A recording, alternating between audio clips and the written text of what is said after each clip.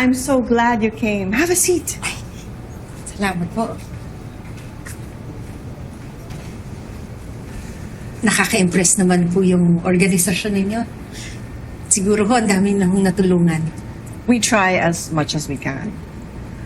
Salamat nga pala for accepting the job, ha? Naku, ma'am. Ako ho dapat magpasalamat. Bukod ho sa may pagkakaabalahan na ho ako, may chance pa ho akong tumulong sa iba. Ma'am, mahirap po bang magpatakbo ng ganito kalaking organisasyon? Medyo, pero fulfilling naman. At saka hindi naman ako nag-iisa. Salamat sa mga sponsors ko at saka sa pamilya ko.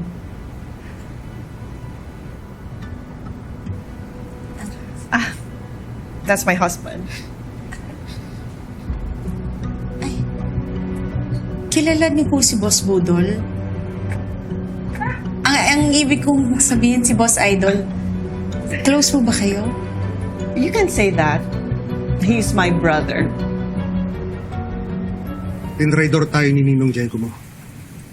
Siya yung tinatawag nilang para. Po? Imposible naman po yung sa Ninong. Sigurado ako. Nagkaharap kami. Nanggaling mismo sa bibig niya. Hindi niya inamin pero hindi niya matatanggi sa totohanan. Paano naman po mangyayari yun? Alam mo po ba, tinulungan niya pa ako na maayos yung flash drive ko para makuha ko yung video? Video na hindi na-recover. Tama. So sinasabi mo na hindi totoo na hindi naayos yung flash drive ko? Sinasabi ko, kung parte siya ng sindikato, ay di akong niya gustuhin na ma-release yung video. Because that can be taken against them. Kahit alam mo naman na parang pangalamang tatay ko na si Ninong, di ba? Hindi niya magagawa sa akin yan. Hindi magagawa ni Ninong yun.